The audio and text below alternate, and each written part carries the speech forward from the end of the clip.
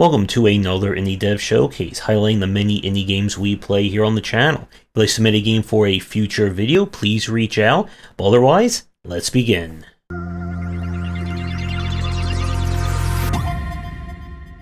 We are starting things off with Sunshine Manor. This is a kind of modern, retro, old school, survival horror style game. When we decide to spend the night in a spooky mansion, we learn that the people who have been murdered here a long time ago, their spirits are trapped. And in order to get them out and stop whatever it is that's haunting this place, we must go on a series of quests and missions for them. The game itself is told linearly, as each chapter you'll be dealing with a specific ghost and completing various tasks for them. This will involve you collecting items, fighting some of the basic enemies in the area, and trying not to get attacked by whatever it is that's out there. Your attack comes in the form of kind of charging up this spell circle, that if anything gets within it and you unleash it, it will do damage or repel them away. The puzzle solving is, I would say, on the moderate to moderately easy side. You only have access to a few areas at a time, and you also get this kind of power to kind of travel between normal world and our kind of spooky spectral world, and this will be used for puzzle solving and transportation. In terms of the spookiness or horror, there is definitely some scenes of characters being killed, but this is still kept in the 8-bit style, so it's not going to be, I think, too over the top or gratuitous in that respect. But I did enjoy what I was seeing. If you're looking for some, a retro action-adventure goodness, I would at least give this one a check. We now turn to Spirited Thief. This footage you're seeing is taken from the demo, but the game was released as of September of 2023. This is a turn-based stealth game. We play as a human-ghost pair of thieves who must infiltrate various homes and places in order to steal the ill-gotten goods and make it back to the Thieves Guild. The gameplay itself is split between kind of the investigation portion, where you will send your ghosts into your target, able to mark and spot various enemies, where the loot is, patrol patterns, stuff like that, before you then go in with your main character, who must investigate, get past enemies sight unseen, get the goods, and of course, get out. The game features an alarm system that the longer you spend in an area, the more you're alerted, or if they are alerted to you, the more it becomes harder.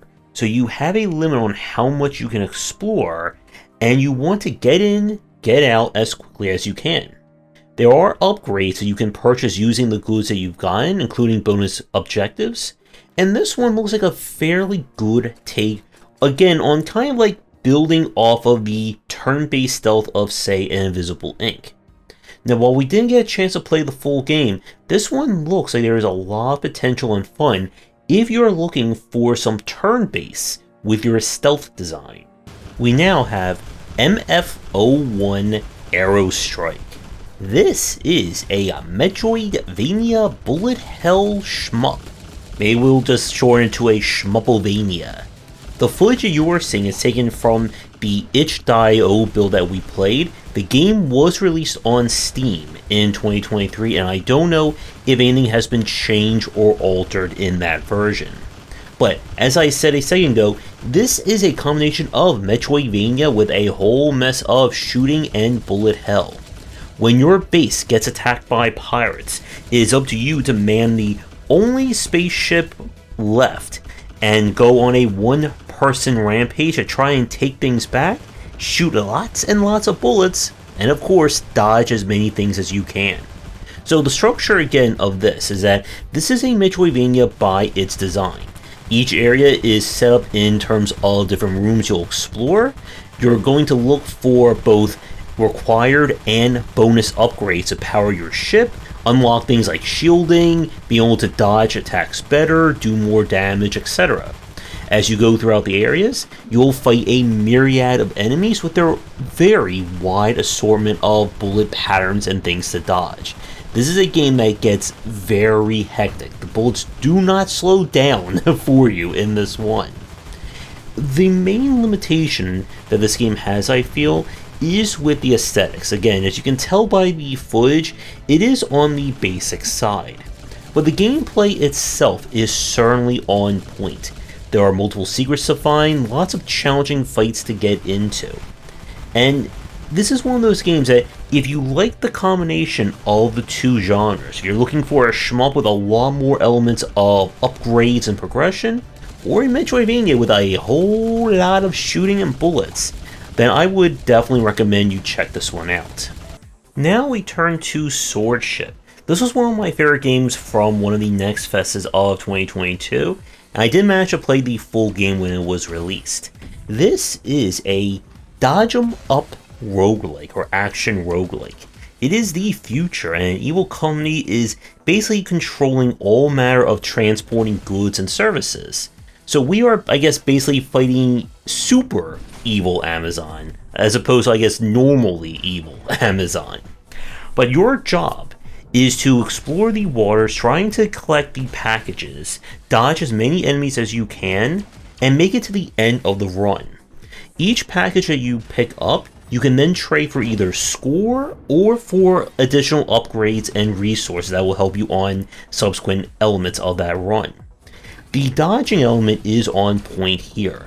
You can see on the screen just how much the game really uses the identifiers or the colors of the bullets to help allow you to time your dodging and know where there is danger. You have to avoid enemy projectiles or get them to attack each other in order to get rid of them. The better the score, the better you'll have at the end of the run. There are unlocks in the form of new ships, new passives that can show up, abilities, etc, etc. One thing that's important to mention from the footage you're seeing, in 2023 they released a kind of update mode that also completely redid the progression of the game. So what you're seeing here and what we were able to do back then are going to be different. That also means allowing people to get access to kind of like the horror content and they're ready for it far sooner than they were in the original release. This is a really great game, and I highly recommend you check this one out if you're looking for a very solid action roguelike that is also very snappy in terms of very quick runs and kind of getting you into the challenge or into the good stuff as quickly as possible. We now turn to Josh Journey, Darkness Totems. Here, Josh and his friends must travel around the world and save it from evil, using their beat-em-up skills. And I guess that's also the plot of this game as well.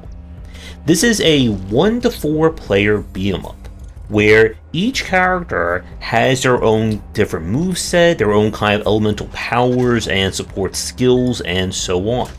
Josh is kind of focused exclusively on melee and being able to juggle a lot of enemies, while the blue lady in the upper right, she can use more projectile-based attacks. Your Anteater friend is kind of like your heavy hammer-swinging guy, and so on.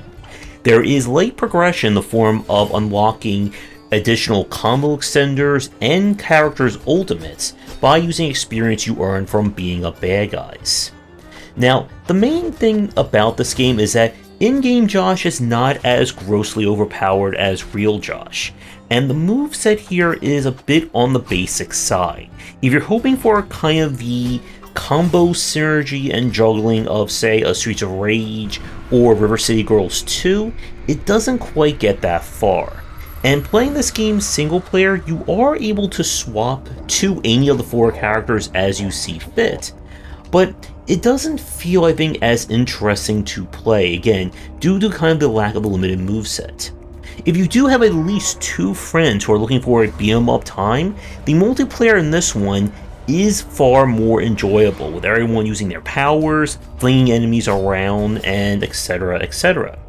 So, until we get a game that truly represents the awesome power of Josh, Josh Journey is a decent one, and definitely one again if you and a few friends are looking for a Josh-like time.